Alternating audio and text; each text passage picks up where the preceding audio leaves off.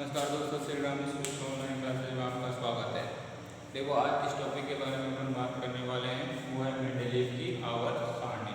ठीक है, मेंडेलीव जो थे उन्होंने तत्वों का वर्गीकरण करने का प्रयास किया था या तत्वों को वर्गीकृत किया था।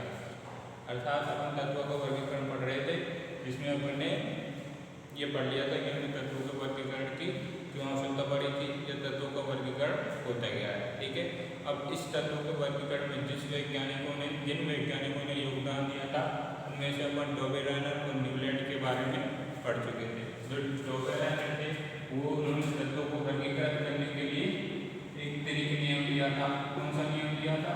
त्रिक नियम दिया था। इसी प्रकार से न्यूलैंड ने अष्टक नियम दिया था तत्वों को वर्गीकृत करने के लिए।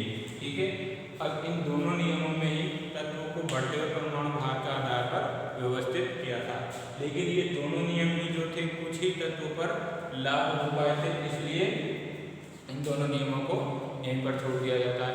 अब इनके बाद जिन वैज्ञानिक ने तत्वों का वर्गीकरण करने का प्रयास किया था, उनका नाम है मेंडेलीव, जिन्होंने तत्वों को वर्गीकृत किया था। ठीक है, जो मेंडेलीव नामक वैज्ञानिक थे, इन वैज्ञानिकों ने तत्वों को वर्गीकरण करने के लिए जिस प्रकार से डोबेरेनर और न्यूलैंड ने तत्वों को बढ़ते हुए परमाणु भार के आधार पर व्यवस्थित किया था, उसी प्रकार से मेंडेलीव ने भी तत्वों को बढ़ते हुए परमाणु भार के आधार पर व्यवस्थित किया। कैसे व्यवस्थित किया? बढ़ते हुए परमाणु भार के आधार पर व्यवस्थित किया। जैसे hydrogen, lithium, beryllium, boron, carbon, nitrogen, oxygen, chlorine, sodium, magnesium, aluminium, इस प्रकार इन्होंने बढ़ते परमाणु भार के आधार पर तत्वों को व्यवस्थित किया था। लिथियम का जो परमाणु भार है वो लगभग 7 होता है, इसका लगभग 9 होता है। ठीक है, अर्थात उन्होंने तत्वों को कैसे व्यवस्थित किया था? बढ़ते हुए परमाणु भार के आधार पर तत्वों को व्यवस्थित किया था। ठीक है, अब इस प्रकार इन्होंने तत्वों को व्यवस्थित कर दिया। व्यवस्थित करने के बाद इन्होंने देखा कि एक निश्चित अंतराल के बाद, कैसे? एक निश्चित अंतराल के बाद समान गुण वाले जो तत्व होते हैं, कैसे गुण वाले तत्व? समान गुण वाले जो तत्व होते हैं, समान गुण वाले तत्वों की पुनरावृत्ति होने लगती है। क्या होने लगती है? समान गुण वाले तत्वों की पुनरावृत्ति होने लगती है। जैसे ही निश्चित अंतराल आ गया, इस निश्चित अंतराल के बाद जो गुण समान गुण वाले तत्व होते हैं, उनकी क्या होती है?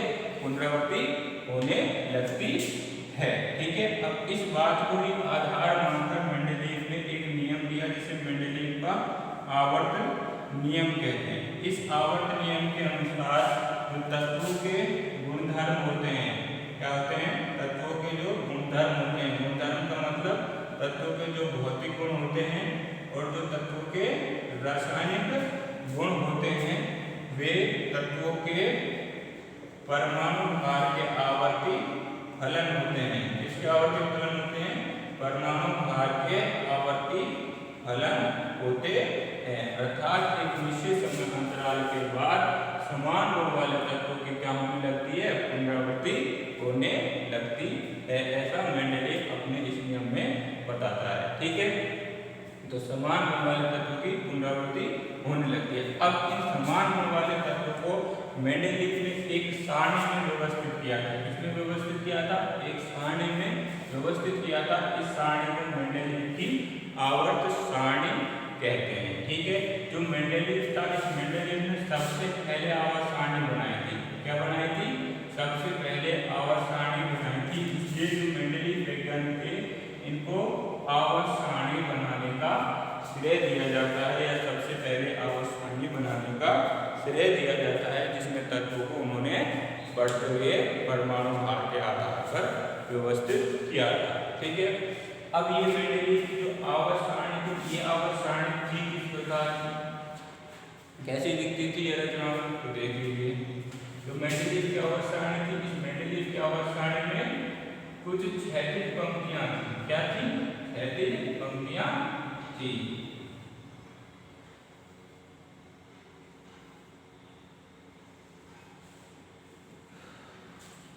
क्या थी? कुछ क्षैतिज पंक्तियां थी।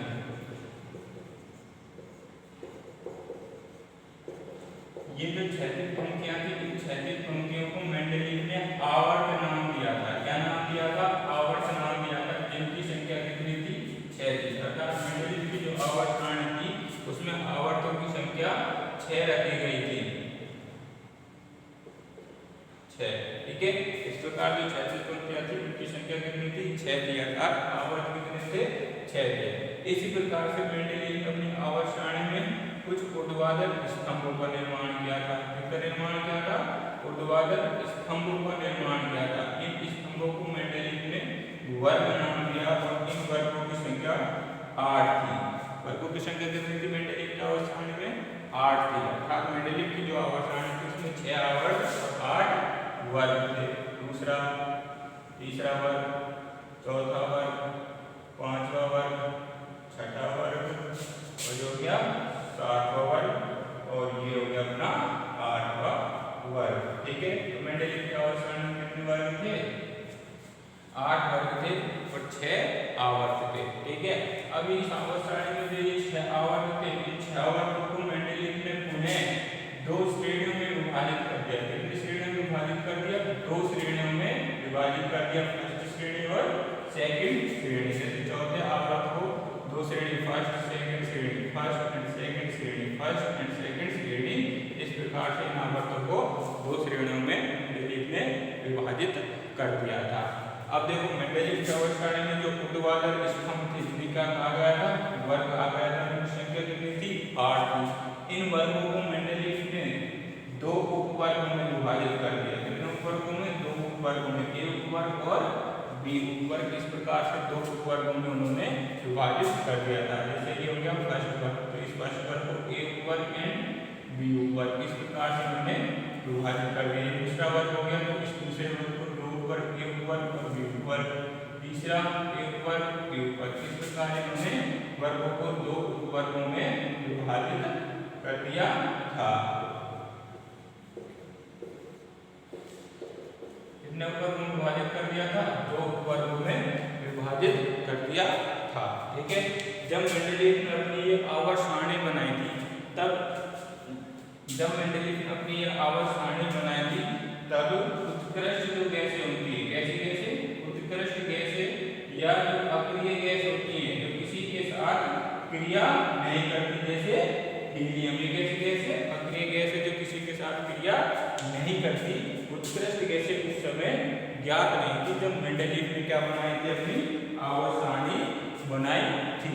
तो इन गैसों को या ये गैसें जब ज्ञात हो गई थी तो इन गैसों को आवर्त सारणी में एक नए वर्ग अर्थात एक शून्य वर्ग के रूप में आवर्त सारणी में जोड़ दिया गया था। तो ये इस प्रकार मेंडेलीव की आवर्त सारणी थी। अब इस आवर्त सारणी में मेंडेलीव ने इन सभी तत्वों को बढ़ते हुए परमाणु भार के आधार पर क्या कर दिया? व्यवस्थित कर दिया। जैसे hydrogen, lithium, beryllium, boron, carbon, nitrogen, oxygen, fluorine, sodium, magnesium, aluminium, silicon, phosphorus, sulphur. इस प्रकार से मेंडेलीव ने अपनी आवर्त सारणी में तत्वों को क्या कर दिया था? व्यवस्थित कर दिया था बढ़ते हुए परमाणु भार के आधार पर। और इस आवर्त सारणी में इन तत्वों को इस प्रकार से व्यवस्थित किया कि समान गुण वाले तत्व एक वर्ग में या एक आवर्त में आए, ताकि उन तत्वों को हम आगे आसानी से और सुव्यवस्थित तरीके से याद रख सके। इस प्रकार इस आवर्त सारणी में इन तत्वों को व्यवस्थित किया था, क्योंकि मेंडेलीव ने देखा था तत्वों को वर्गीकृत करने पर कि या तत्वों को बढ़ते परमाणु भार के आधार पर व्यवस्थित करने पर देखा था कि समान गुण वाले तत्वों की क्या होती है? पुनरावृत्ति होने लगती है। तो ये जो समान गुण वाले तत्व हैं, इन समान गुण वाले तत्वों को एक वर्ग में इन्होंने या एक आवर्त में इन्होंने व्यवस्थित कर दिया था अपनी इस आवर्त सारणी में। ठीक है, तो ये इस प्रकार मेंडेलीव की आवर्त सारणी थी, जिसमें 6 तो आवर्त थे और 8 क्या थे?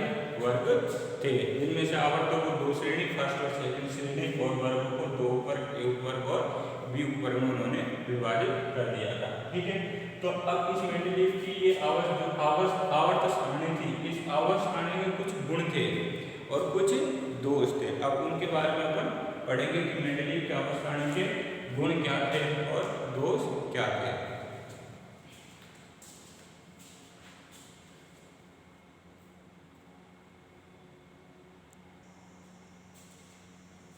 तो देखो इस प्रकार की हमें मेंडलीव की आवर्त सारणी थी, ठीक है, इसमें कितने वर्ग थे, 8 वर्ग थे, first, second, third, fourth, fifth, six, 7, 8, ठीक है। अब इन 8 वर्गों को मेंडलीव ने दो उपवर्ग, ए उपवर्ग में बी उपवर्ग में विभाजित कर दिया था।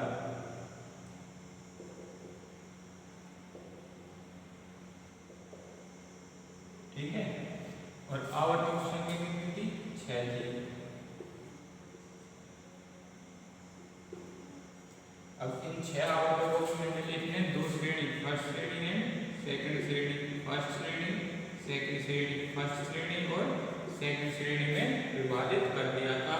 और इस आवर्त सारणी में तत्वों को बढ़ते हुए परमाणु भार के आधार पर इन्होंने व्यवस्थित कर दिया था। कैसे व्यवस्थित कर दिया था, बढ़ते हुए परमाणु भार के आधार पर,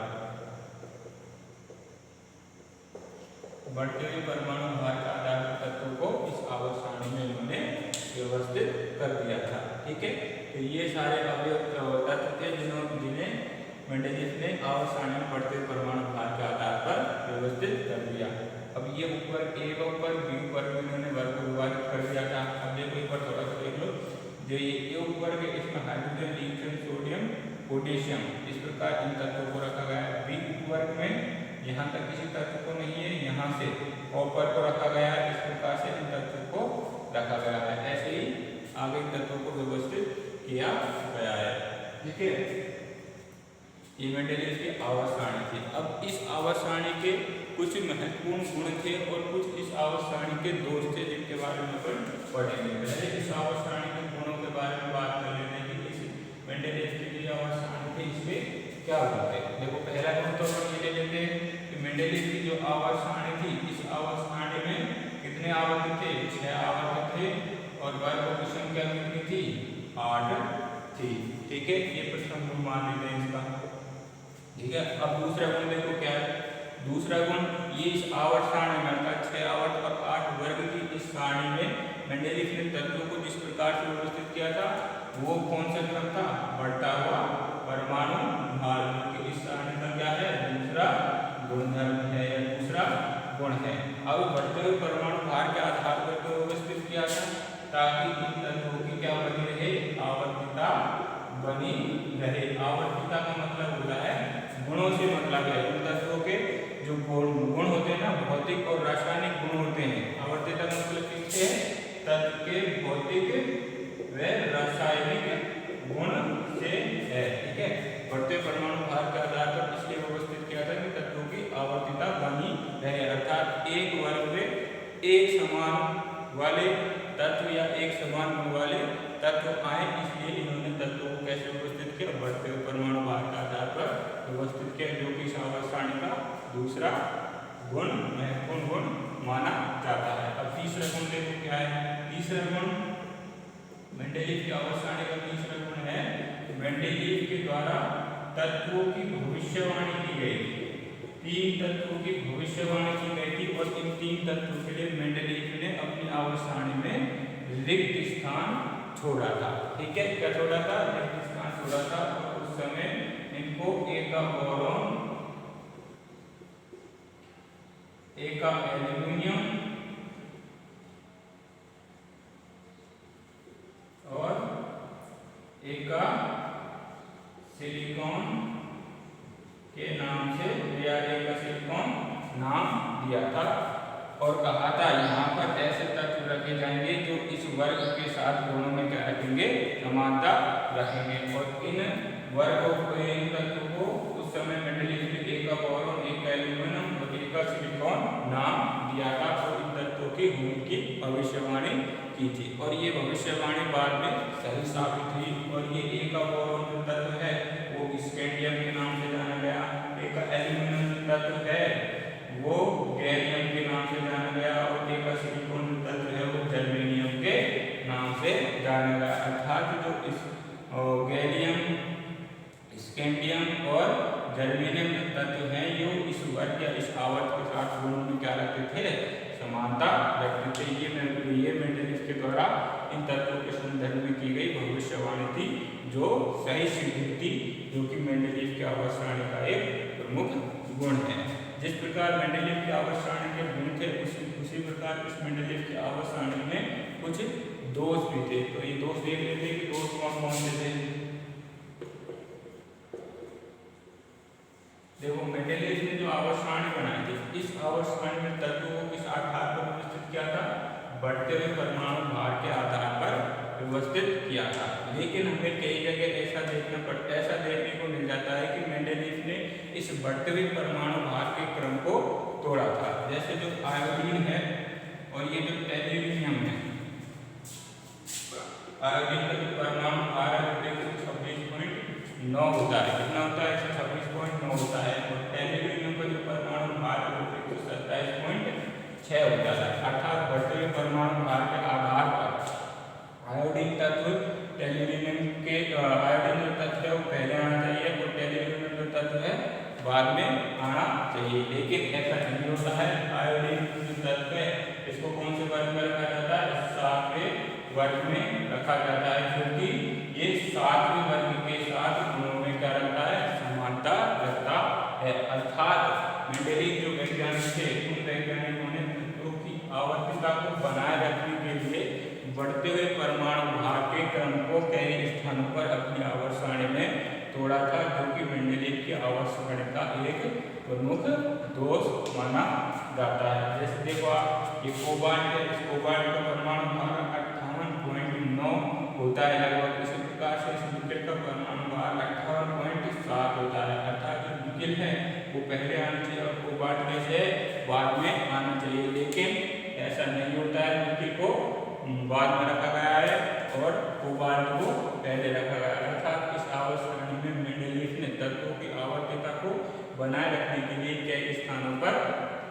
बढ़ते हुए परमाणु भार के क्रम को तोड़ा है, जो कि इस आवर्त सारणी का एक प्रमुख दोष है। ठीक है, अब दूसरा दोष क्या है, पहला दोष क्या होगा, बढ़ता हुआ परमाणु भार के क्रम को तोड़ा था। ठीक है, दूसरा दोष ये है कि ये जो हाइड्रोजन है इस हाइड्रोजन की स्थिति के बारे में मेंडेलीव जो है वो स्पष्ट नहीं कर सका। अर्थात हाइड्रोजन को मेंडेलीव एक निश्चित स्थान प्रदान नहीं कर सका अपनी आवर्त सारणी में।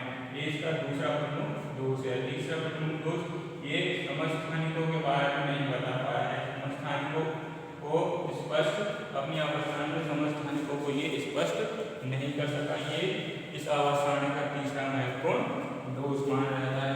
और चौथा दोष क्या है, कई स्थानों पर मेंडेलीव ने जो समान गुण वाले तत्व होते हैं उन समान गुण वाले तत्वों को एक वर्ग में रखकर समान गुण वाले तत्वों में रख दिया, जो कि मेंडेलीव की आवर्त सारणी का क्या है, एक प्रमुख दोष है। तो ये मेंडेलीव की आवर्त सारणी के प्रमुख दोष थे। ठीक है, जिसमें से कई जगह उसने क्या किया था, बढ़ते परमाणु भार के क्रम को तोड़ा था। वो हाइड्रोजन की स्थिति के बारे में स्पष्ट नहीं कर सका।